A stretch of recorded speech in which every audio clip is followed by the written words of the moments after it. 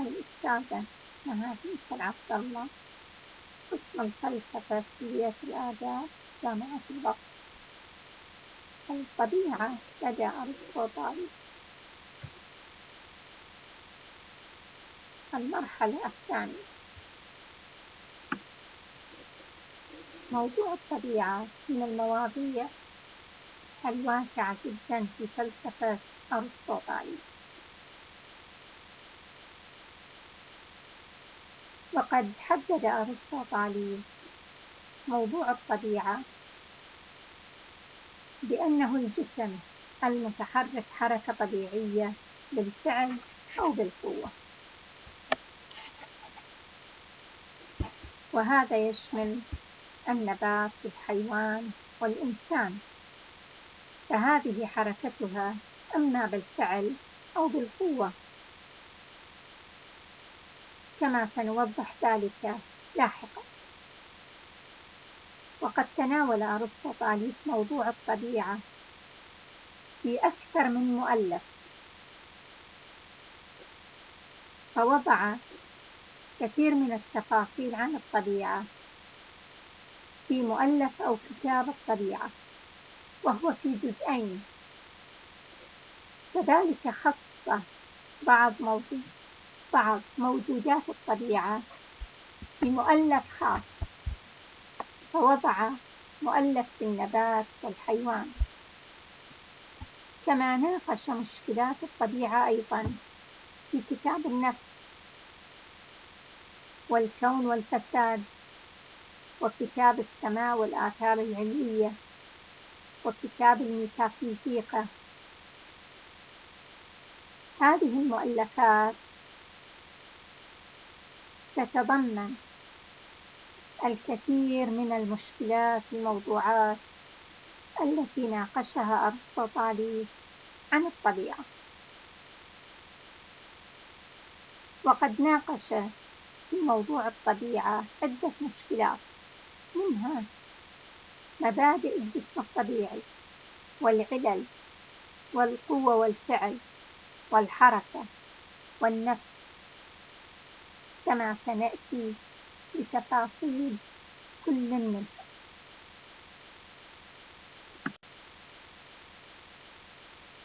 بعد عرض أهم المواضيع التي ناقشها أرسطوطاليس كما ذكرنا في الطبيعة، ننتقل لعرض تفاصيل كل موضوع منها، ونبدأ بمبادئ الجسم الطبيعي، وهي الهيولة والعدم والصورة.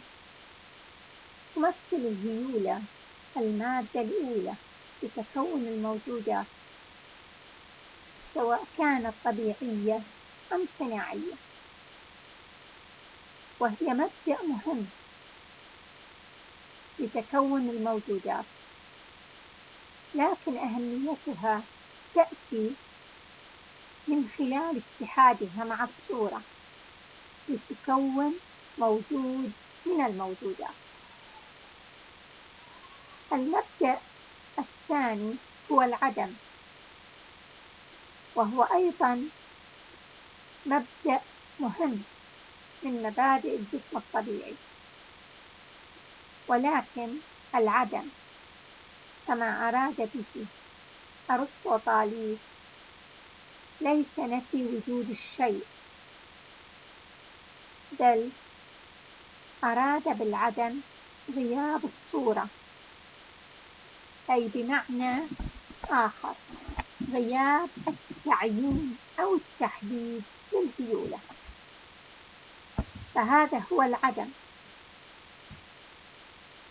والمبدأ الثالث من مبادئ الجسم الطبيعي التي طرحها أرسطوطاليس هو الصورة، والصورة تمثل المبدأ الثالث من مبادئ الجسم الطبيعي، وبها يتم تحديد أو تعيين سمات الموجودات، سواء كانت هذه الموجودات طبيعية أو صناعية.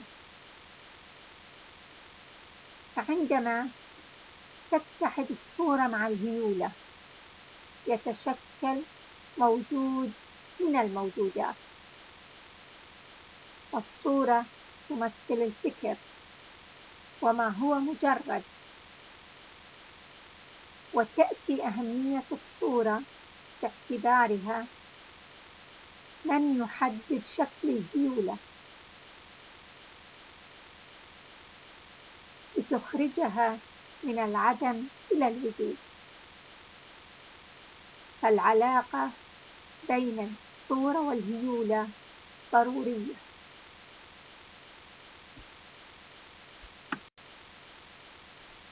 ننتقل بعد تناول موضوع مبادئ الجسم الطبيعي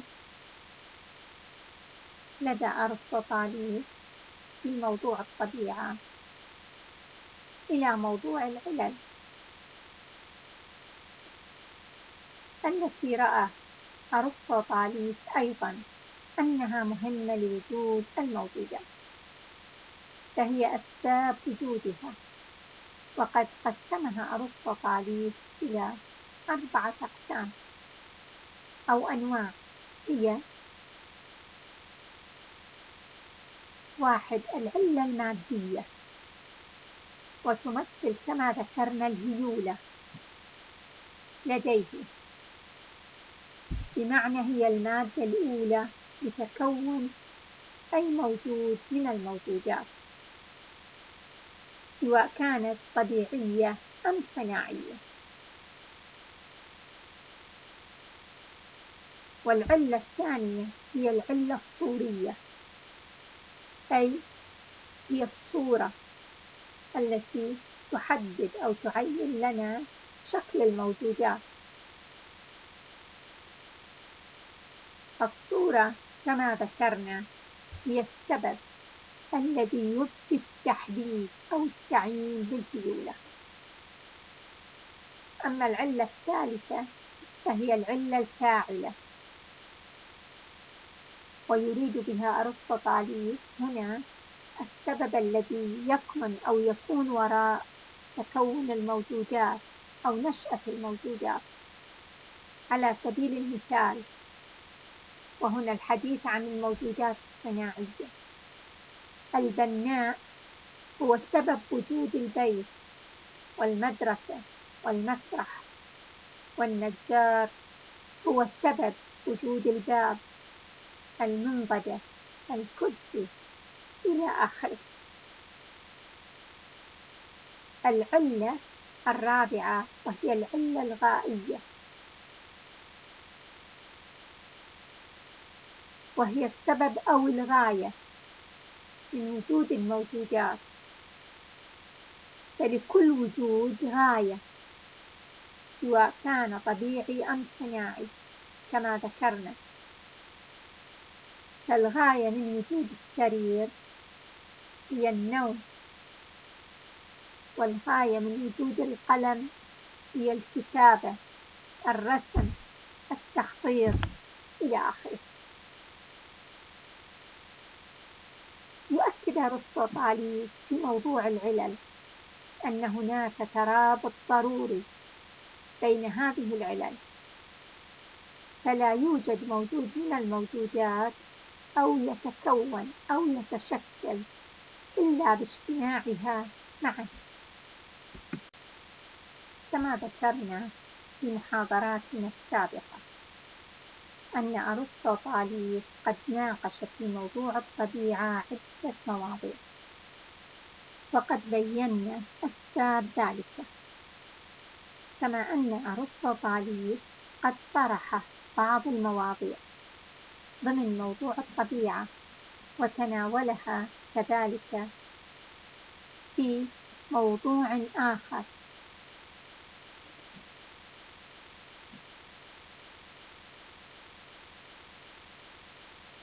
فتناولها في موضوع ما بعد الطبيعة، بمعنى تناولها في مؤلفات أخرى، كما سنوضح ذلك لاحقا.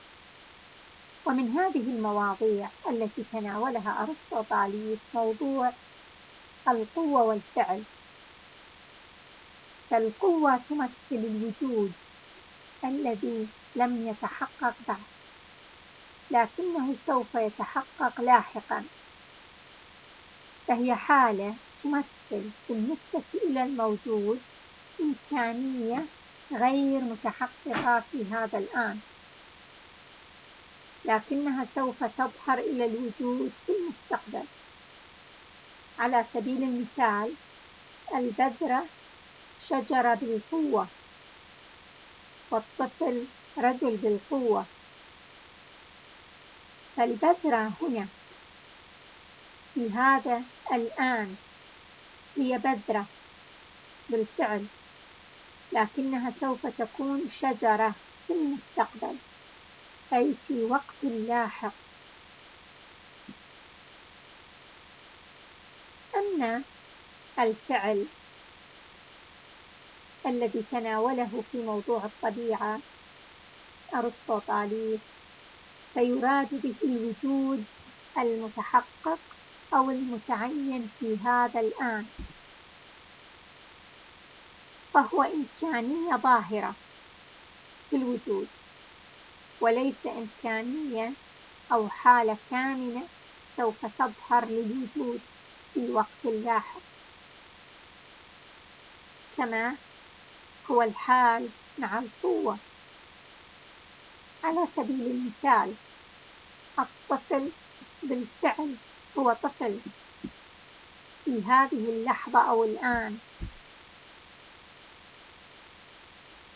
كما يبدو فإن كل موجود من الموجودات في الطبيعة كما يرى أرسطو طاليس وكما طرح لنا ذلك يكون تارة في حالة قوة، وتارة أخرى يكون في حالة فعل.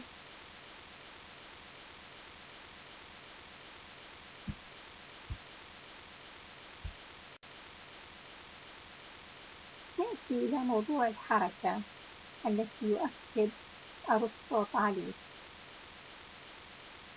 أنها تحدث في 3 مقولات.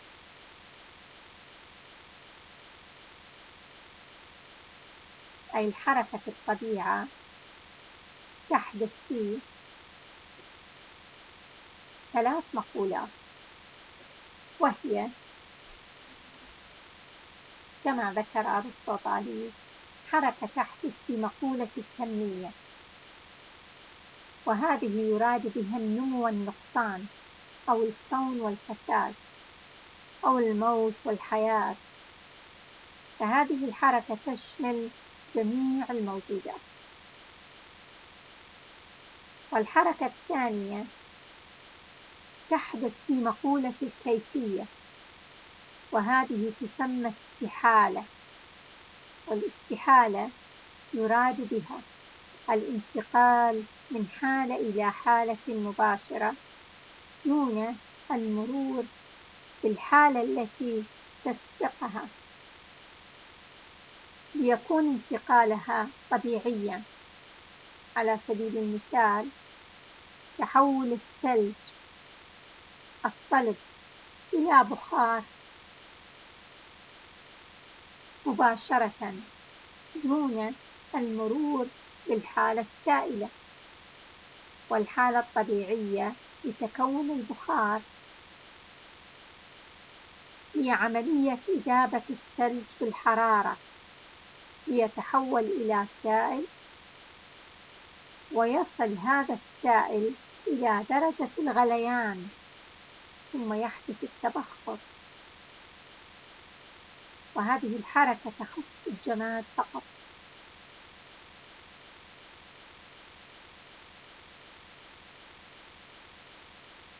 الحركة التي تحدث في الطبيعة وهي الحركة الثالثة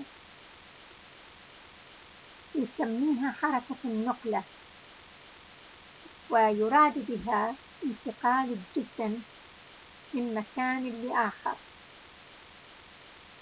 وهذه الحركة تخص الحيوان والإنسان.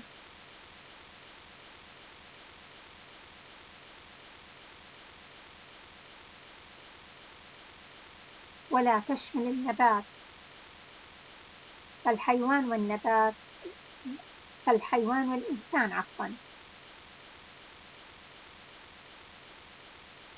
لديهم القدرة فقط على الحركة من مكان لآخر. كما نلاحظ أن هذه الأنواع من الحركة التي تحدث عنها أرسطو طاليس تحدث في الطبيعة وتخص موجودات الطبيعة كلها، فكل الموجودات تتحرك، وربما يكون للموجود أكثر من حركة كما هو الحال مع الحيوان والإنسان.